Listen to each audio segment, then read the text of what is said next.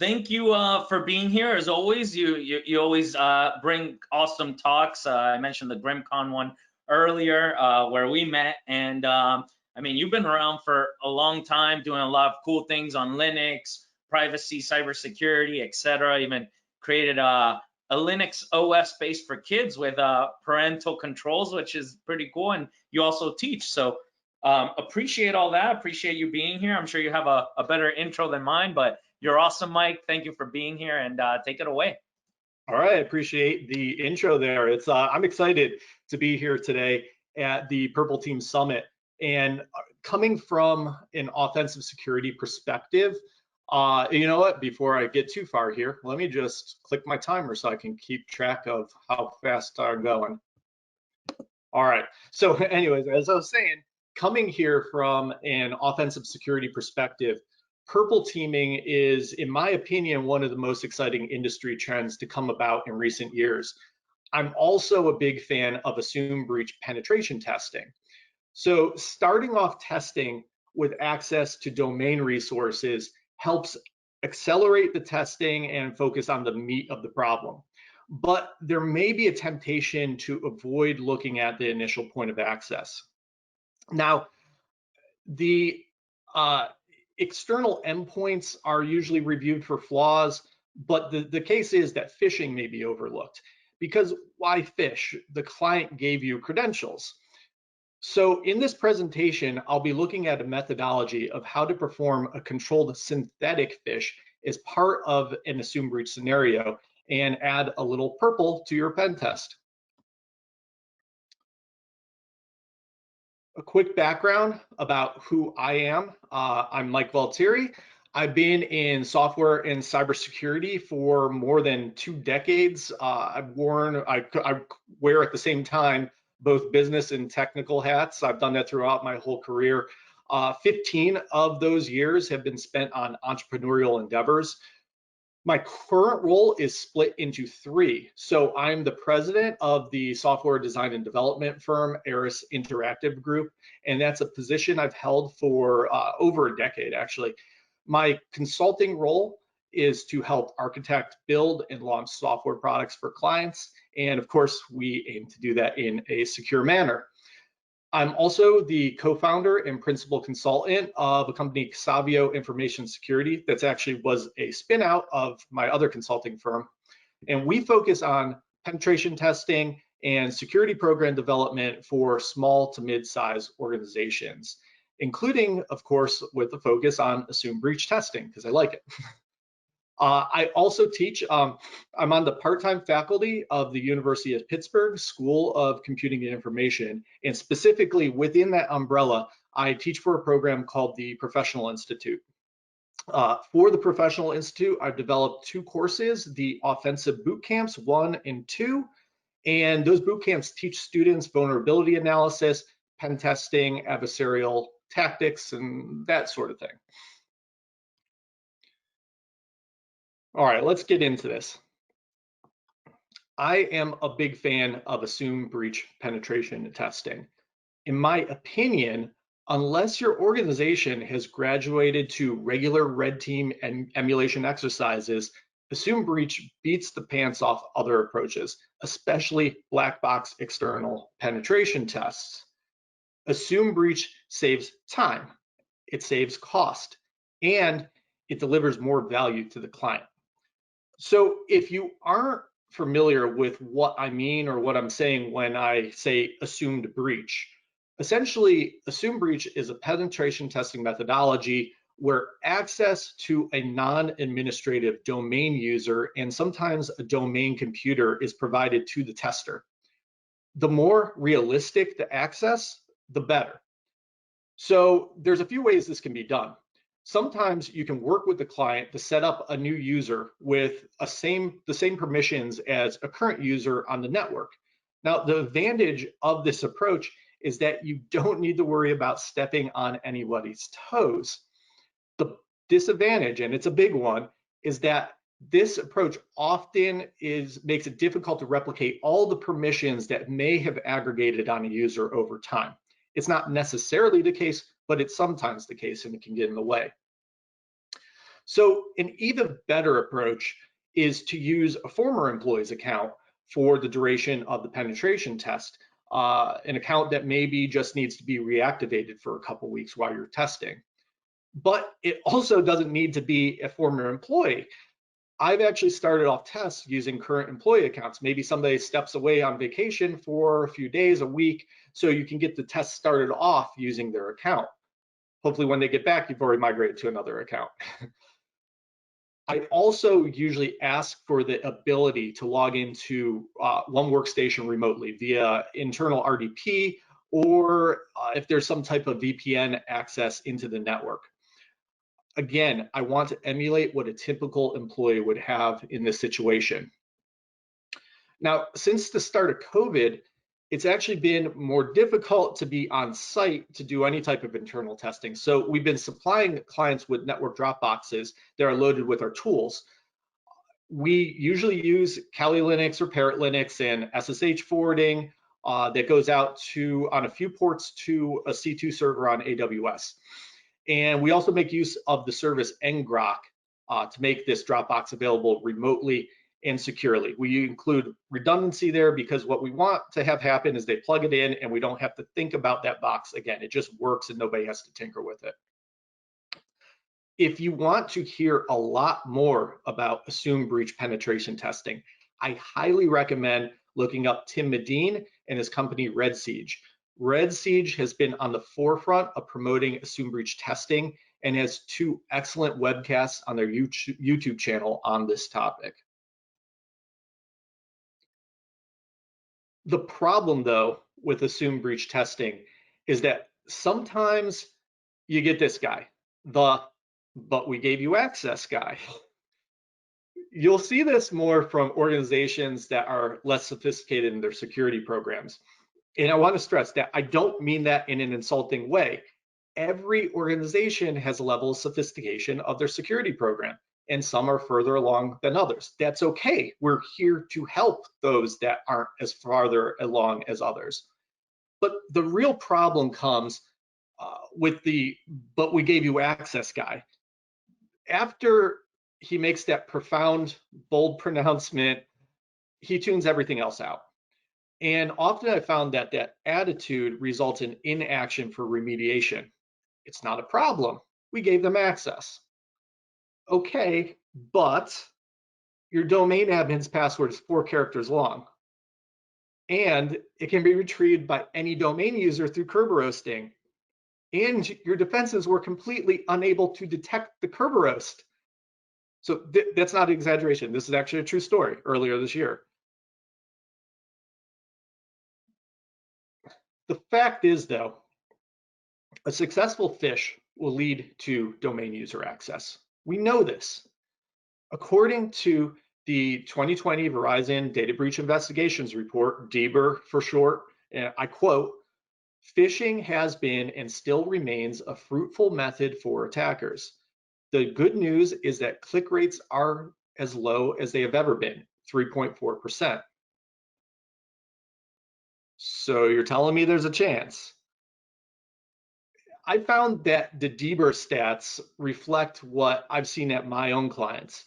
Those who actively conduct phishing training still have that 1 or 2 users that click on each campaign. I mean, sometimes it's the same user. So I mean, often it's just a different user. So it gets through probably about 3.4% of the time. So we aren't likely going to stop out phishing completely anytime soon. And the fact is, the more targeted and careful a phish is, the more likely that some user is going to fall for it. The problem is, this chart can be reversed. From an attacker perspective, 96.6% of the time, we are wasting time. Why waste time and money breaching the network with a phish when maybe instead we can just simulate a phishing event? The question is, how do we not waste the time, add more value to the test, and quiet up the "but we gave you access" guy? One awesome value add that you can do as part of any assumed breach penetration test is to simulate a successful phishing event.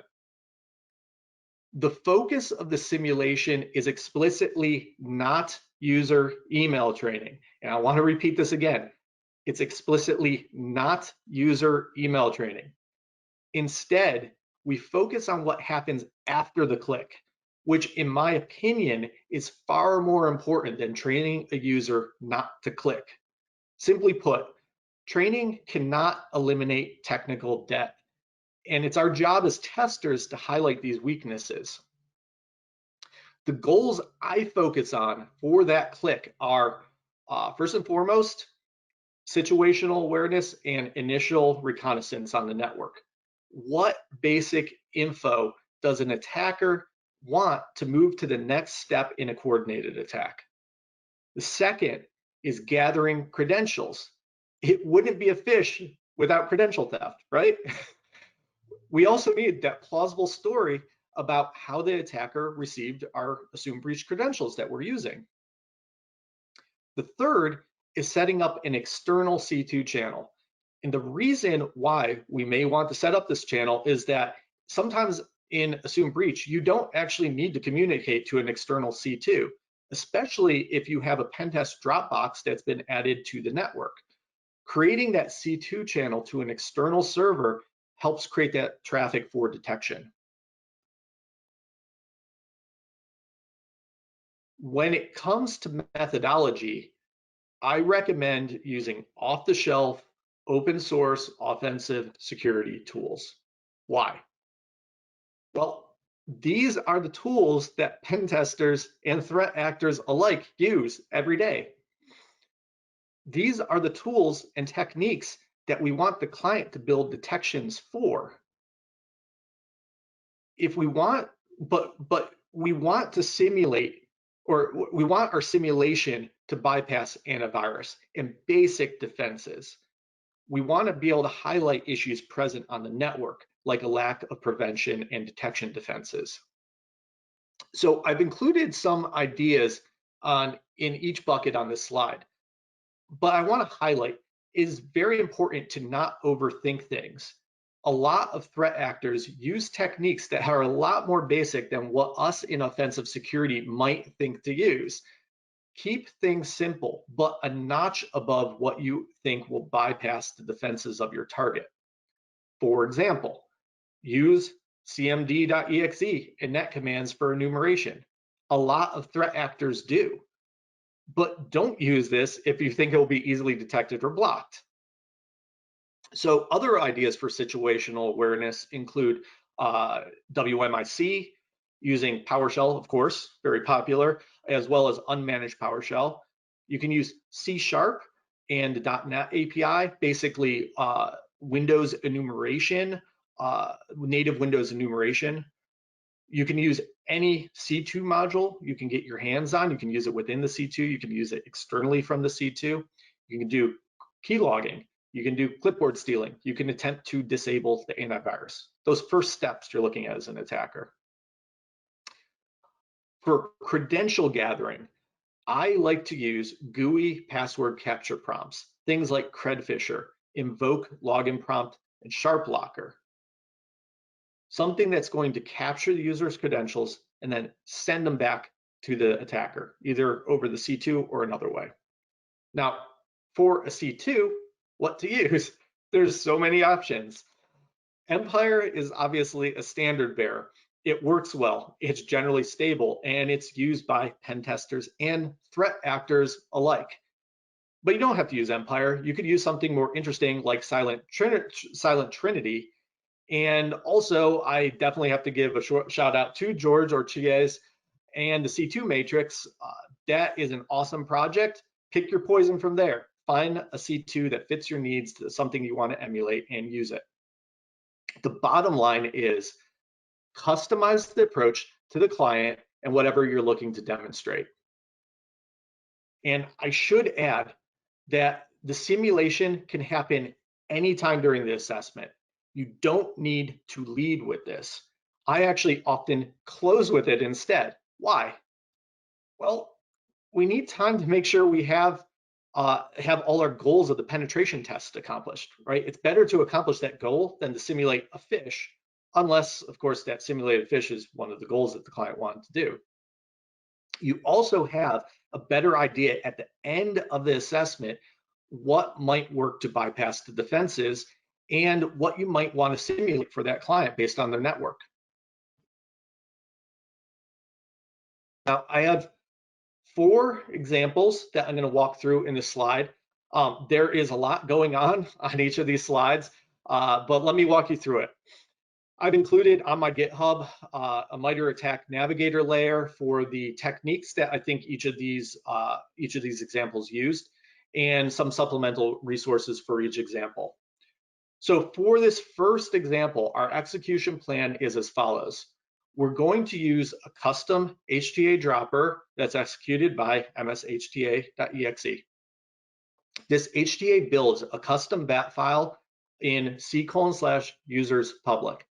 Then it drops a Empire stage 0 to disk, also in c:/users public. Our Empire C2 has been configured in a way that's going to evade antivirus, at least signature-based antivirus. So dropping that stage 0 to disk shouldn't trigger the antivirus. Once executed, the HTA deletes the stage 0 and the bat file. Then within Empire, we can use net shell commands for network recon.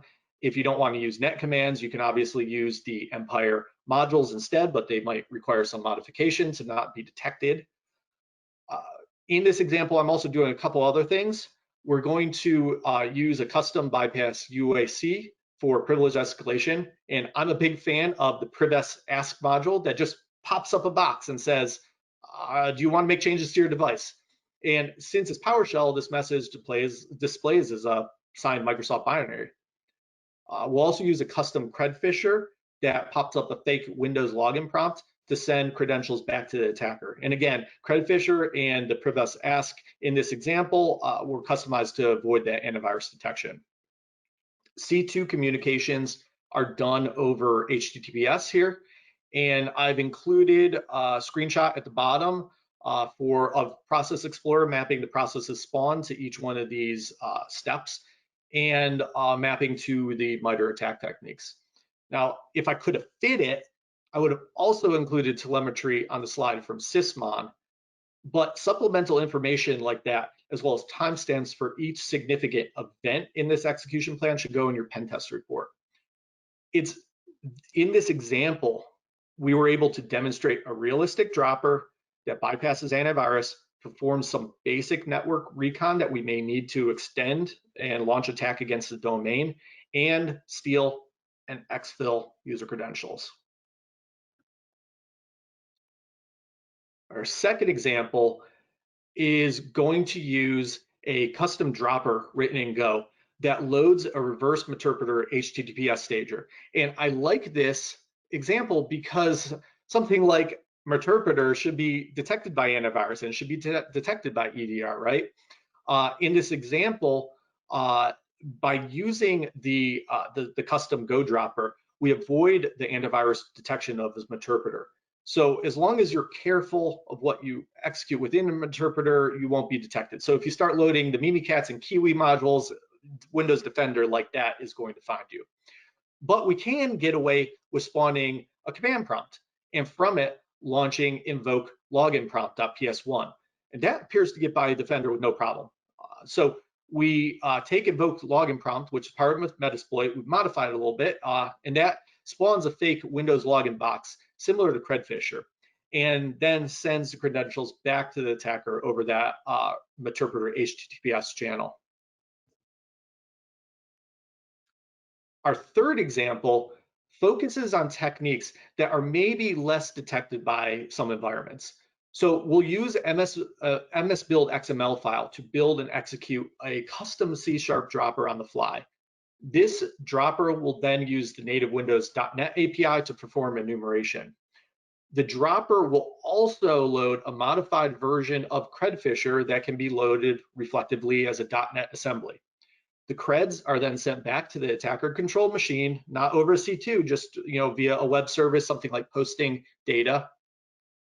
And in this example, I made an explicit point to illustrate that you don't actually need a dropper to simulate the phish.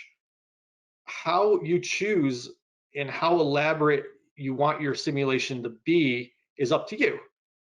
In this case, we just execute the MSBuild payload from cmd.exe.